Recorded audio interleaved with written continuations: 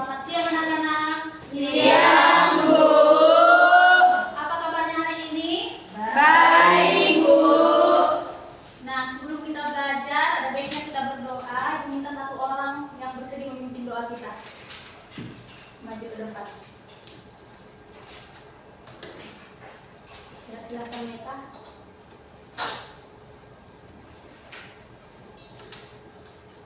Mari kita berdoa. Terima kasih Bapak, terima kasih Yesus sudah selalu menyertai Tuhan hingga dari Bapak. Tuhan, kami ingin mulai pembelajaran kami yang paling berkati dari awal hingga akhir Bapak. Berkati dosen kami, berikan kesehatan, umur panjang dan murah rezeki. Ampuni kami baik dari tingkah laku kami, perkataan kami, pola pikir kami yang tidak berkenan dan bersama kami terlebih di hadapan Tuhan. Upaya ampuni sujud Kristus itu supaya kami lebih lagi di hadapan Tuhan.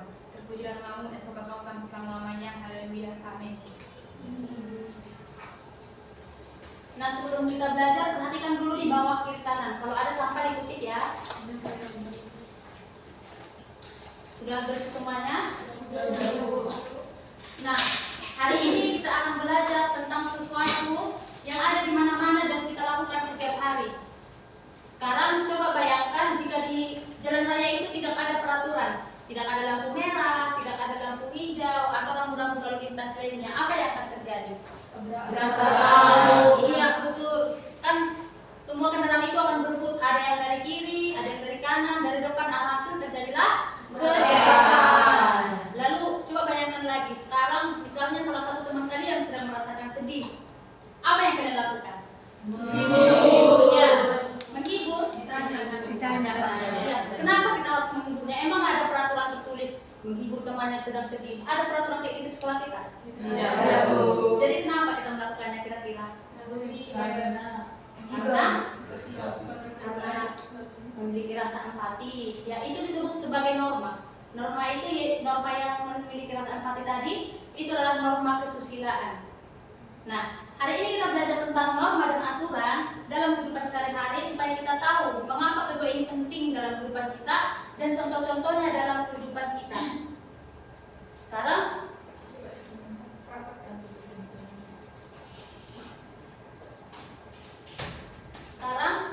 coba perhatikan video yang akan diputar. Nanti Ibu akan minta kalian untuk memberikan pendapat mengenai video tersebut. Kita saksikan bersama-sama.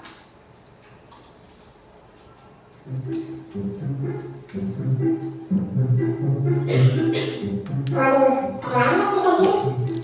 Pasti tak belajar lagi. Iya ya, gimana nih?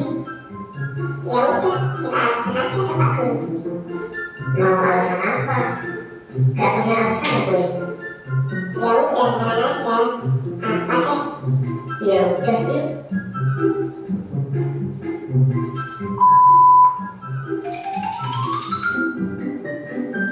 Di bawah itu, kenapa kalian terlambat? Maaf Pak, kan di rumah saya rusak. Jadi tunggu dibenerin dulu baru bisa mandi. Kalau kamu tidur, Ya itu Pak, saya betul-betul di rumahnya gitu. tidur aja. Kalau mau berhenti dan tidur, Maaf Pak, sebenarnya saya tadi itu ngambil berat sepeda dulu, soalnya bocor. kenapa makin kabur? Kamu kan gak punya sepeda. Lah, iya ya.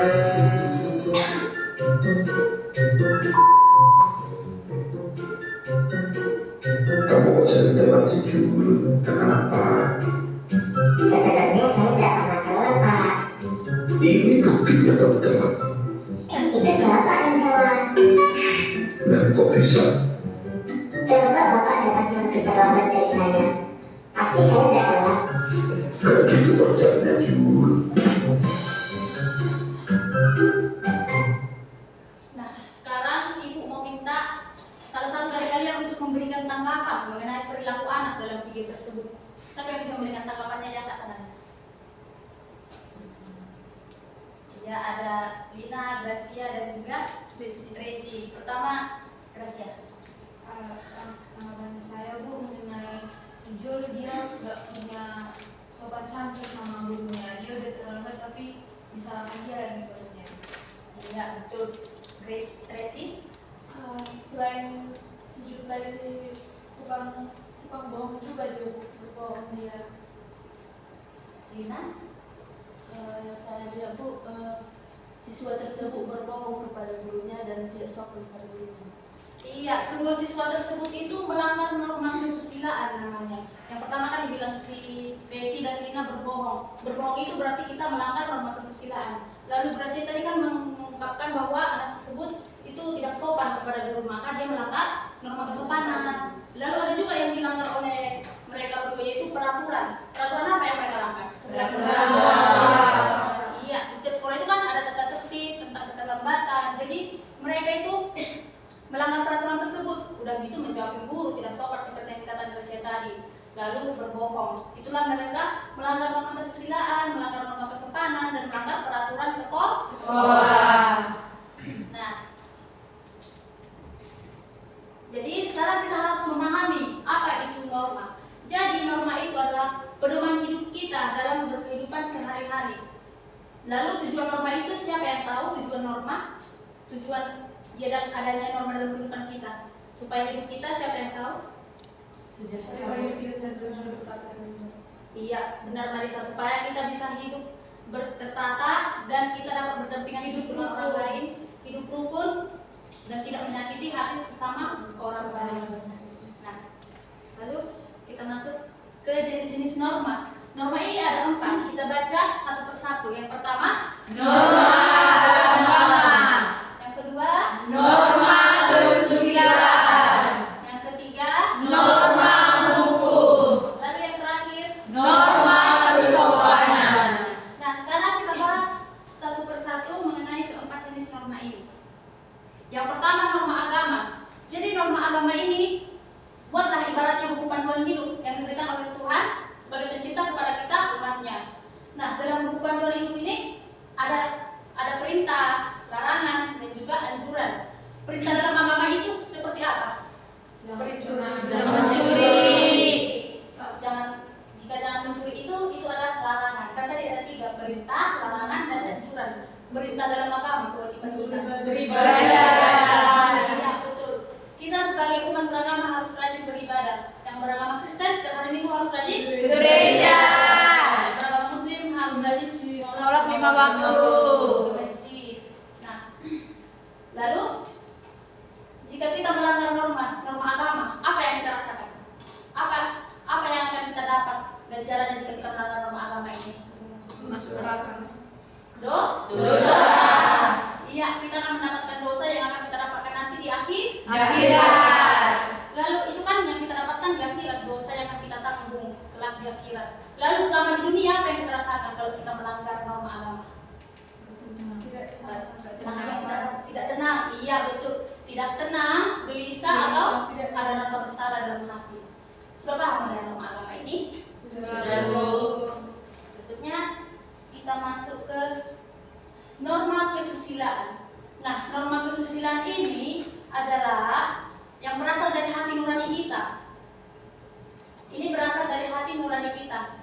Sebagai contohnya atau supaya kita lebih mudah memahaminya, ibaratkan saja norma kesusilaan ini sebagai suara hati kecil dalam batin kita. Suara hati kecil dalam batin kita yang ketika kita dihadapkan pada suatu hal, suara hati kecil ini akan berkata, lakukan itu baik, lalu dia juga akan berbisik seperti ini, jangan lakukan itu salah. Sebagai contoh, kita ambillah contoh yang paling sering kita temui ya di lingkungan sekolah kita.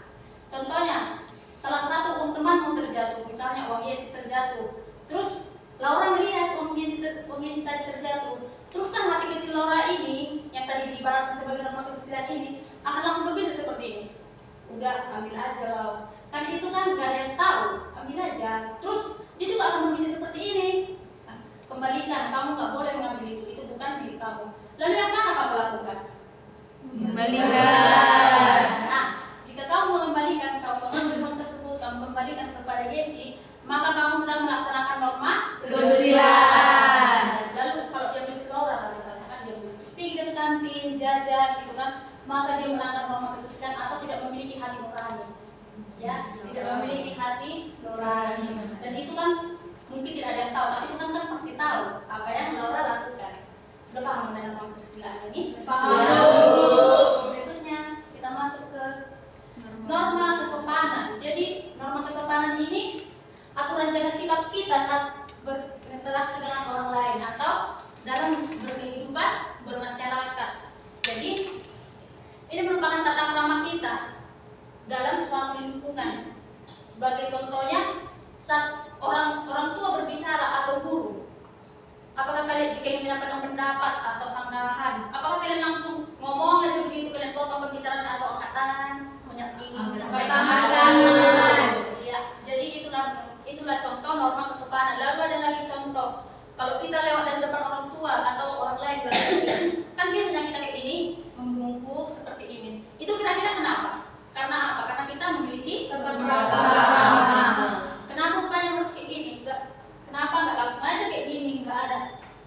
rumput kayak gini. Sopan santun. sopan. Iya, itulah yang norma sopan dan contohnya sudah tahu ya. Sudah, Bu. Berikutnya kita masuk norma hukum. Nah, norma hukum ini dibuat oleh pemerintah dan memiliki sanksi yang tegas jika kita langgar. Ini berbeda dari ketiga norma tadi. Ini sifatnya lebih formal atau memiliki sanksi yang tegas secara langsung yang akan kita dapatkan ketika kita melanggar norma ini. Seperti contoh, seseorang yang ketahuan mencuri itu akan mendapatkan hukuman bahkan sampai masuk penjara. Nah, sekarang kita masuk ke aturan. Nah, tadi kan kita sudah bahas norma, sekarang aturan. Lalu apa beda norma dengan aturan? Sebenarnya kedua ini hampir sama karena sama-sama mengatur perilaku kita dalam kehidupan sehari-hari. Namun perbedaannya itu aturan ini dibuat lebih tegas, wajib dan memaksa. Setiap orang harus mematuhi peraturan dan jika melanggar akan terkena sanksi. Nah, lalu sekarang kita masuk ke aturan dan norma di rumah. Aturan dan norma di rumah ini Ibu buat ada 3 contohnya, ada 3 contoh aturan, ada juga 3 contoh norma. Aturan yang pertama kita baca, Membantu orang tua. iya, kita sebagai anak di rumah itu tentu harus membantu orang tua. Semua pekerjaan di rumah yang bisa kita kerjakan, yang masih ringan dan yang masih sanggup kita mengerjakannya, harus kita kerjakan supaya meringankan beban Orang tua. Nah, yang kedua, Batas bermain gadget. ini merupakan peraturan yang sangat bijak ya diedarkan di rumah. Orang tua harus melakukan pembatasan saat bermain gadget. Kan banyak anak-anak sekarang itu bermain gadget tanpa batasan, dibiarkan. Akhirnya tugas tidak dikerjakan atau bahkan orang ngomong pun bahkan jadi tidak didengar karena fokus hanya bermain gadget. Nah, inilah contoh aturan yang sangat bijak ditetapkan orang tua di rumah. Karena kalau kita lihat sekarang seperti yang Ibu bilang tadi ya, tidak mendengar orang tua, tidak mengerjakan tugas.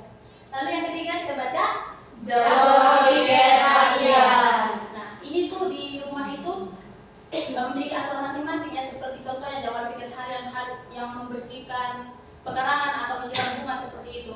Saat jadwal ini sudah ditetapkan oleh orang tua di rumah dan ini kesepakatan bersama ya di rumah, maka kalian harus melaksanakannya, jangan tidak melaksanakannya karena ini merupakan aturan yang ditetapkan di rumah. Lalu kita masuk ke norma. Yang pertama, Tidak menolak. iya, di rumah itu kalau kita ngomong sama orang lain atau orang tua, saudara, adik, kakak, kita harus ngomong secara sopan, tutur kata yang baik, jangan membentak atau menggunakan bahasa yang kasar.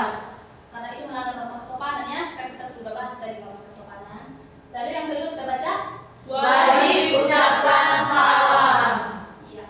Kalau kita mau masuk ke dalam rumah, kita harus ucapkan salam seperti shalom atau yang bernama muslim assalamualaikum. Begitu. Jangan masuk ke rumah, masuk aja begitu tanpa ucapkan salam. Orang lain kan tidak tahu kalau kita masuk. Lalu saat mau keluar rumah juga harus permisi kepada orang tua atau siapapun yang di rumah supaya tahu kan kita pergi kemana. Lalu yang ketiga kita baca sama-sama. Tidak boleh menyela. Iya, sama seperti yang tadi, kita tidak boleh menyela pembicaraan orang tua di rumah atau siapapun yang berbicara. Kita tidak boleh menyela, kita tunggulah jeda yang tepat supaya kita bisa menyampaikan apa yang ingin kita sampaikan. Lalu yang berikutnya kita masuk ke aturan dan norma sekolah. Aturan di sekolah kita baca nomor 1 yang sama-sama. Tidak boleh telat. Iya, setiap sekolah kan punya peraturan, tidak boleh telat, tidak, dan itu semua sudah ditentukan oleh peraturan sekolah tersebut. Seperti video yang kita saksikan tadi, kan itu melanggar peraturan itu kan? Iya, Bu. Iya, mereka juga melanggar norma, aturan. Lengkap lah yang dilanggar mereka tadi, nggak ada sopan santunnya ya kan? Itu sikap mencerminkan sikap tidak hormat kepada guru karena menjawabin yang tidak masuk akal jawabannya. Lalu yang kedua, pakai atribut lengkap. Kalau kita hari Senin misalnya kan, wajib memakai Topi. dasi, iya. Lalu datanglah si April ke sekolah, pakai topi dia, tapi nggak pakai dasi dia, kan? Dia akan mendapatkan hukuman. Bisa berbaris berpisah dia barisannya sama kawan yang lengkap atributnya, itu kan dihukum lagi. Jadi itulah kalau kita melanggar aturan itu langsung mendapatkan hukuman pada saat itu juga. Lalu yang ketiga kita baca Wajib kerjakan tugas. Iya.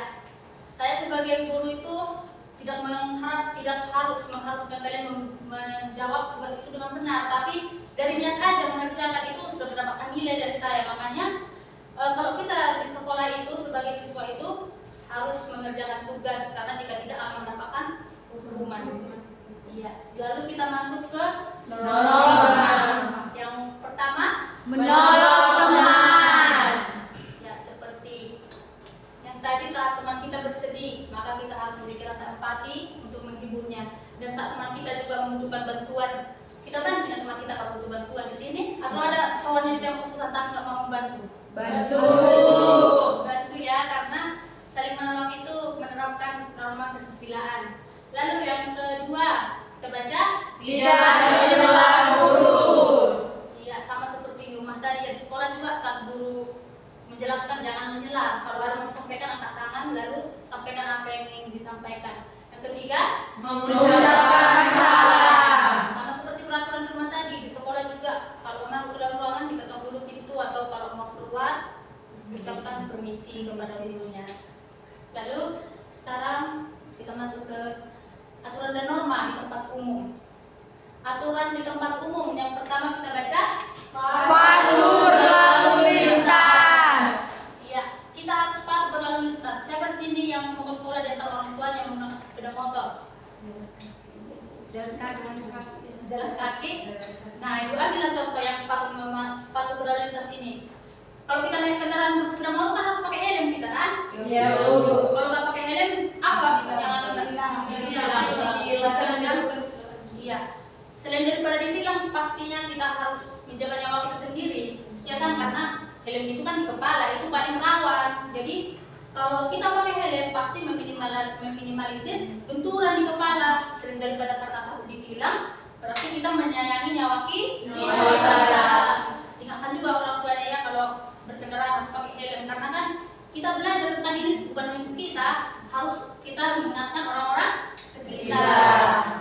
Nah, yang kedua kita baca Dilarang merokok. ya, ini biasa di tempat umum, di tempat-tempat umum seperti rumah sakit itu kan dilarang merokok di sana, atau transportasi umum seperti bus itu dilarang untuk merokok, karena orang-orang lain yang tidak merokok kan akan terkena juga mereka jadi perokok pasif yang menyebabkan masalah di bagian kesehatan. Lalu yang ketiga, Dilarang buang sampah. ya, kalau di tempat umum kan banyak kita jumpai sekarang, ada pun tempat sampah disediakan masih tetap buang sampah secara Sembarangan. Makanya anak-anak ibu, setelah kita belajar aturan ini, kalian harus tahu kalau misalnya kalian punya sampah atau bungkus permen atau bungkus jajan apapun itu, misalnya kan di lokasi ini belum ada kalian jumpa tempat sampah, maka harus masukkan dulu ke saku atau simpanlah di mana, nanti kalau di tempat sampah baru dibuang. Iya, kita harus mengerti ya dilarang membuang sampah ini supaya lingkungan kita juga asri dan tidak menimbulkan penyakit. Lalu kita masuk ke norma yang pertama, Budayakan antri. iya, ini banyak kali ya dilanggar orang-orang sekarang, tidak ada kesabaran untuk mengantri. Kita ambil contohnya fasilitas umum, misalnya toilet umum ya, kan itu kan kadang ada yang sampai mengantri kan. Misalnya lah, kamu mengantri di barisan kelima, udah 4 orang di depan menunggu, terus ada 1 orang di belakang pas lagi kosong biliknya ini kan, langsung dia menyerobot antrian, apa yang akan terjadi? Gaya kan, jadi gak damai kan lingkungan itu. Disuruhlah dia jadi antri dari ke belakang, karena kan itu dia mengambil hak orang lain. Ya kan itu kan aturannya kan udah hak yang apa tadi yang diberi antri. Jadi itu dia mengambil atau merebut hak orang lain. Di situ dia tidak punya etika. Dan kedua, Mengutamakan orang tua atau guru. iya, di tempat-tempat umum ini biasa kita jumpai kan, seperti transportasi umum, di bus. Misalnya kan ada orang tua di situ yang memang sudah full kursinya ini kan, kita lagi duduk seperti itu. Ada orang tua atau ibu hamil, mereka berdiri itu di bus seperti ini kan. Jadi apa yang kita lakukan? Kita harus merelakan yang hak kita tadi, itu kan hak kita memang duduk karena kita lebih awal.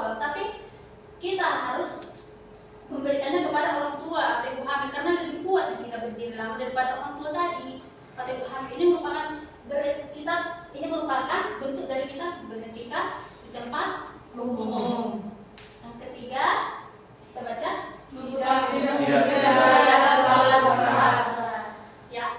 Kadang kan kalian pasti mikir begini, lah ini kan tempat umum, wajar dong bersuara kuat kan seperti itu kadang kan orang mikirnya. Nah inilah disebut dengan norma yang bersifat fleksibel atau menyesuaikan di mana kita berada. Jadi kita harus menyesuaikan di mana kita berada. Apakah di sini boleh bersuara keras atau di sini harus wajib mengeluarkan suara yang pelan. Seperti contoh tempat yang harus mengeluarkan suara pelan dan wajib itu seperti tempat umum mana lah itu yang kalian tahu?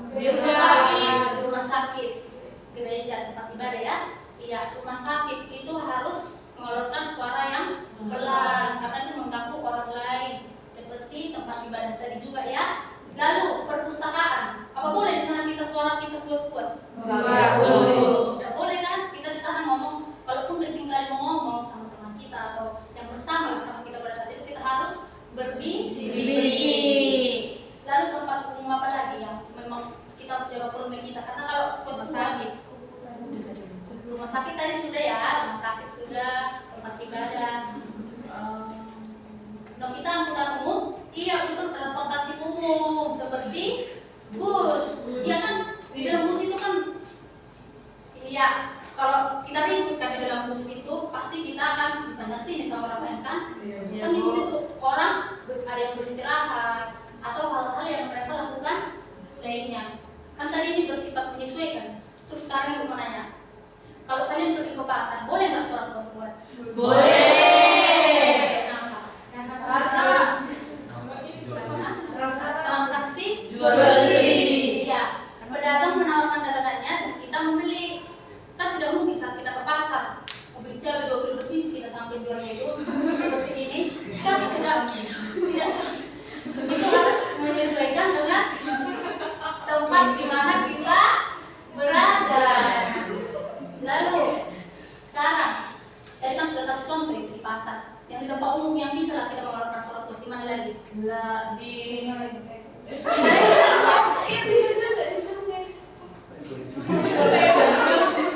Kalau renang, dia ngapain dia? Kalau renang. Iya. Tempat wisata ya. Iya, tempat wisata yang memang di daerah-daerah tertentu kita boleh mengeluarkan suara kuat ya. Lalu ibu ambil lagi contoh ya, jalan raya ya. Di sana kan memang ribuan ada suara kendaraan, jadi kita tidak mungkin di sana berbisik. Tapi nengok kondisi tempatnya juga ya. Nah, ibu ambil lagi satu contoh, misalnya stadion atau arena olahraga. Boleh nggak di sana kita suara kuat? Boleh. Kan? Iya, misalnya Gracia, abangnya kan hari ini mau tanding kan misalnya. Kita bilang kan tanding sepak bola, stadion. Ayo semangat. Ya, datanglah Gracia bersama keluarganya ke sana kan. Ya. Kalau mereka di sana misalnya abang yang mencetak gol, jangankan belum mencetak gol, pas lagi bermain mereka pasti akan bersorak, ya kan? Bersorak, tepuk tangan, lompat ya kan? Bagaimana kalau misalnya lalu udah datang kan mereka bisa, tapi diam-diam aja begitu. Jangan volume atau pas tepuk tangan, takut dengar orang. Apa yang terjadi? Gak semangat kan abang ibu, dia kan jadi kayak pendukung akhirnya dia gak semangat, gak semangat pertandingannya. Nah, jadi sekarang udah paham ya, ini yang ketiga ini tidak boleh berbicara terlalu keras. Jadi kita menyesuaikan di mana kita berada. Sudah paham mengenai ini, kita masuk. Sekarang ibu ada permainan seru. Nah, sebelum ini namanya kartu respon. Ini namanya kartu respon. Jadi ibu kasih tahu dulu permainan peraturan permainan kita. Jadi nanti ibu akan membacakan kasus. Yang mana kasus-kasus ini ada yang mematuhi dan ada yang melanggar. Jadi kalau kalian rasa kan, kita kan sudah belajar tadi, kalian rasa ini melanggar, jadi kalian angkat yang merah. Kartu merah, kartu melanggar. Yang mematuhi kartu warna hijau. Ingat ya, yang melanggar merah. Mematuhi warna hijau. Jangan salah ya.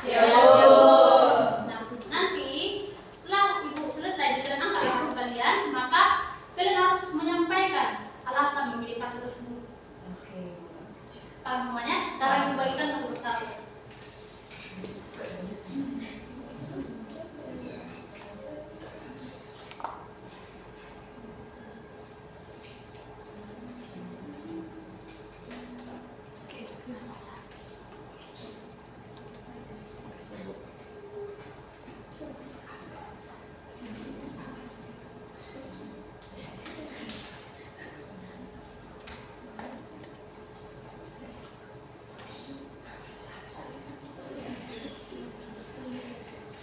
Nah, semua sudah mendapatkan kartu? Sudah, Bu. Oke, turunnya. Nah, nanti saat ibu membacakan kasus ini jangan langsung diangkat kartunya ya. Ya, Bu. Ibu bilang kayak gini, angkat kartumu maka diangkat supaya serentak. Ya, Ya, Bu. Nah, membacakan kasus yang pertama. Yang pertama, saat ibu guru sedang menjelaskan di depan kelas, Siti mengangkat tangan sebelum berbicara atau bertanya. Angkat kartumu.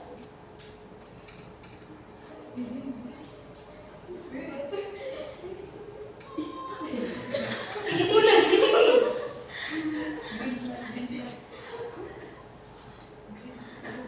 Nah, yang mengangkat kartu warna merah tadi siapa?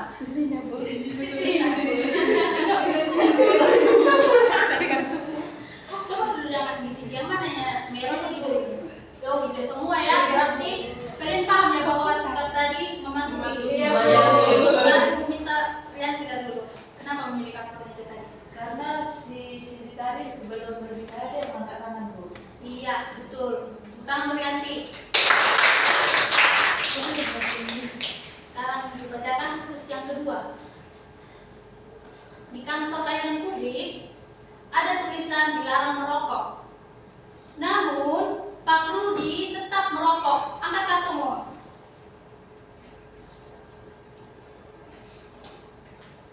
Turunkan kartunya. Novita, kenapa kamu memilih kartu warna merah? Karena Pak Budi kan tuh sudah melihat bahwasanya di ruangan tersebut ada keunggahan dilarang merokok, tetapi dia melakukan itu termasuk melanggar aturan. Iya betul. Tepuk tangan buat Novita. Berarti dari yang pertama tadi sama yang kedua ini benar semua ya. Berarti sudah bisa lah yang membedakan yang mana maturi yang maturi. Ya, Tapi ulang juga dulu lagi supaya lebih tahu ibu apakah kalian sudah paham ya yang kita bahas tadi atau belum. Yang ketiga ibu bacakan. Ani melihat seorang nenek kesulitan menyeberang jalan. Lalu Ani membantu nenek tersebut menyeberang. Angkat kartumu. Turunkan kartunya.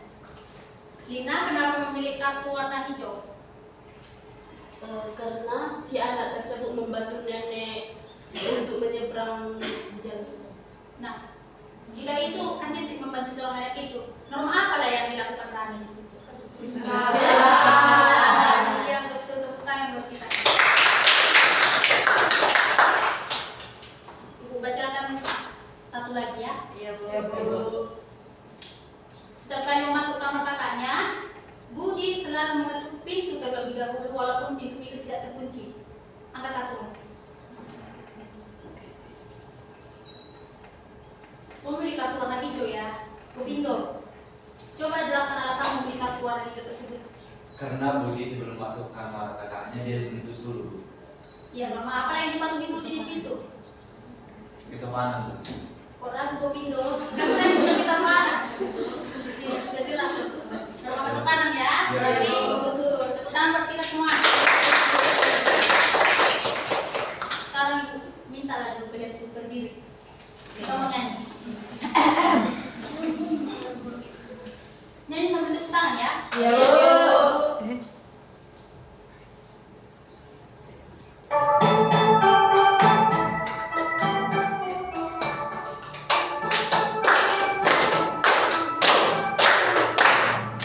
Semacam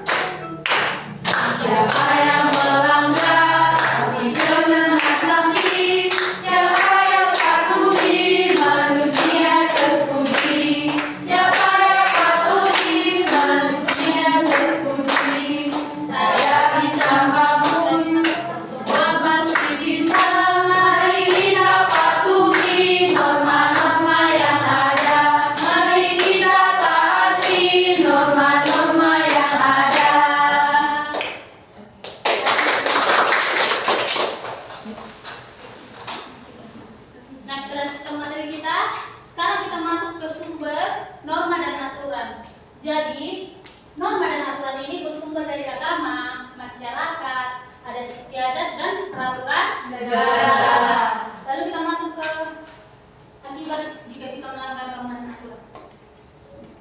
Nah, pertama, jika kita melanggar norma dan aturan, maka kita akan mendapatkan teguran. Iya, seperti di tempat umum tadi, kalau kita di bus bersuara kuat, orang kadang sampai menegur kita kan? Iya Bu. Kan dia enak kalau sampai ditegur oleh orang lain. Maka satu hilang peraturan yang sudah ditetapkan. Ya. Yang kedua kita baca sama-sama. Dikucilkan. Iya, jika orang yang suka berbohong pasti dijauhi atau dikucilkan oleh Temannya. orang lain atau temannya, karena kan tidak ada orang yang suka berteman dengan orang yang omongannya itu tidak bisa dipercaya atau berbohong.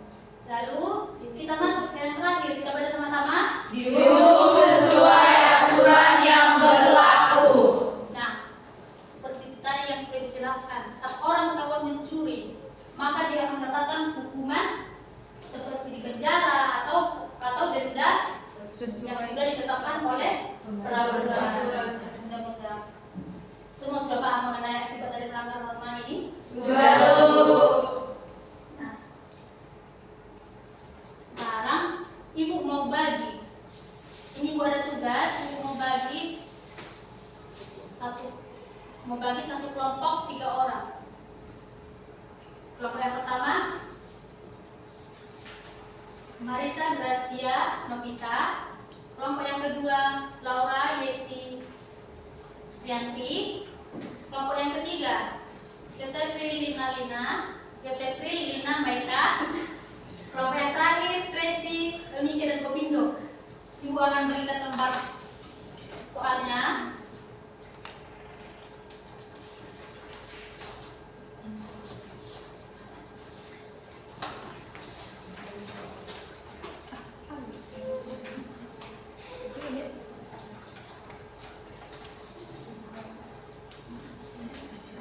Ibu kasih waktu 8 menit untuk menjawabnya.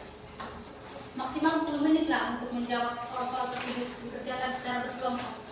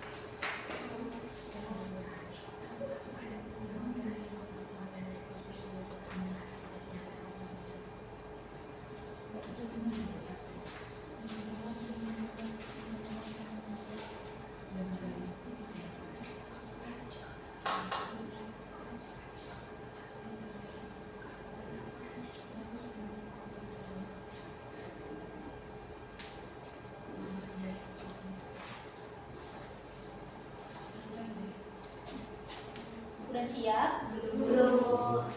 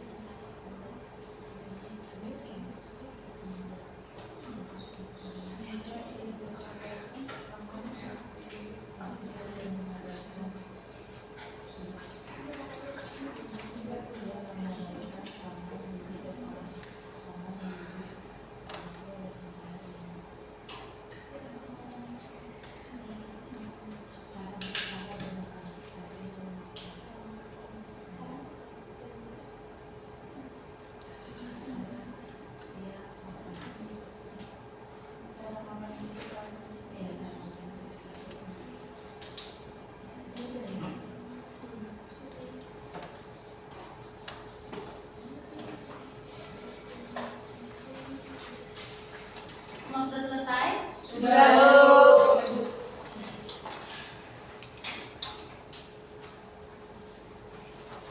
Nah, sekarang kita periksa secara bersama-sama. Kelompok 1 tadi siapa? Kelompok 1 menjawab nomor 1, silakan. Iya, langsung saja ke pertanyaan. 1. Norma apa yang Rani langgar? Jawaban dari kelompok kami norma kesopanan. Norma kesopanan dan Kesusilaan. iya, yang kedua itu Rani langgar dalam studi kasus tersebut ya. Yang menjawab sama seperti mereka jawab siapa? Berarti kalian sudah paham yang mengenai norma apa yang Rani langgar dalam studi kasus tersebut? Yang nomor 2 dijawab oleh kelompok terakhir, Gopindo. Nomor 2. Menurut kelompok kalian, apa dampak dari perbuatan Rani? Jawaban dari kelompok kami, dampaknya bagi Rani akan dianggap sebagai anak yang tidak punya sopan santun, padahal Rani adalah anak yang pintar. Dan yang dampak bagi keluarga Rani membuat paman dan bibi merasa tidak nyaman. Iya, betul jawaban dari kelompok terakhir. Yang lain menjawab sama atau ada yang berbeda? Ada yang jawab yang berbeda? Silakan Marisa. Dampaknya Rani akan menjadi anak yang susah bersosialisasi dan juga akan menjadi anak yang introvert atau timid.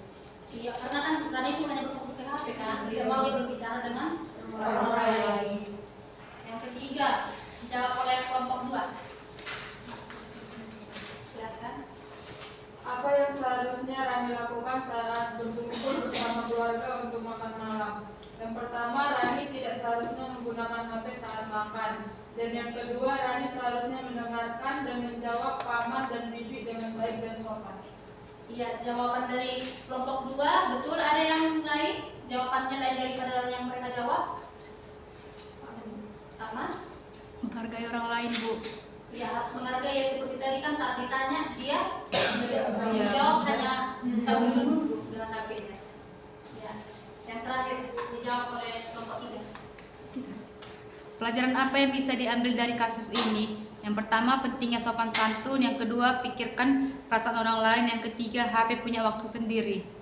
Iya, kita harus punya sopan santun ya. Kalau dia orang lain ngobrol, harus diletakkan dulu HP-nya, lalu harus memikirkan perasaan orang lain. Bagaimana kalau kita seperti itu kan, saat kita ngobrol orang lain asik aja dengan HP-nya, pasti kita merasakan sakit hati. Lalu HP punya waktu tersendiri ya. Tadi kan atas waktu penggunaan gadget, ada waktunya kita menggunakan gadget, ada waktunya kita mendengarkan orang lain. Nah, sekarang kita masuk ke kesimpulan dari pembelajaran kita hari ini. Kita baca sama-sama. Kita harus menaati norma dan aturan dengan sadar dan ikhlas, bukan karena takut dihukum, tetapi karena ingin menjadi pribadi dan warga yang baik dan bertanggung jawab. Sudah paham semua mengenai materi kita hari ini? Sudah, Bu. Atau ada yang ingin ditanyakan? Tidak ada? Tidak ada, Bu. Berarti sekian dulu pembelajaran kita hari ini. Ibu ucapkan terima kasih atas perhatiannya dan juga semangat kalian dalam belajar hari ini. Ibu ucapkan terima kasih dan selamat siang. Makasih ya, Bu.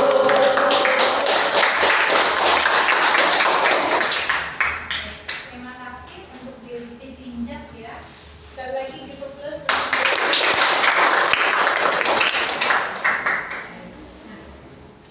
Dari apa yang telah ditampilkan ini,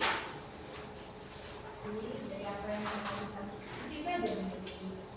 Dari apa yang ditampilkan ini, nggak apa-apa stand up aja ya. Berdiri aja dulu. Kira-kira menurut kalian Dewi atau dari Dewi sendiri, Dewi, saat kamu tadi melaksanakan pengajaran, bagaimana perasaan Dewi? Deg-degan, Pak. Deg-degan? Kenapa deg-degan? Kenapa Bu? Tiba-tiba aja gitu deg-degan pas dari Terus menurutmu Dewi, kamu pada saat mengajar itu sedang melatih apa dalam dirimu?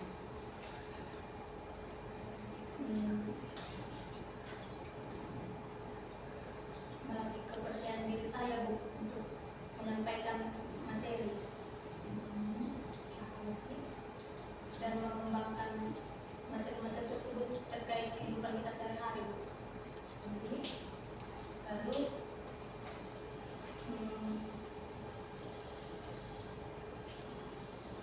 sudah aja Bu. Belajar. Nah, sekarang kamu kan sudah selesai melaksanakan praktek mengajar. Nah, dalam pandangan lah persepsi terhadap dirimu, kira-kira apa yang baru atau kemampuan baru yang kamu rasakan dengan praktek ini?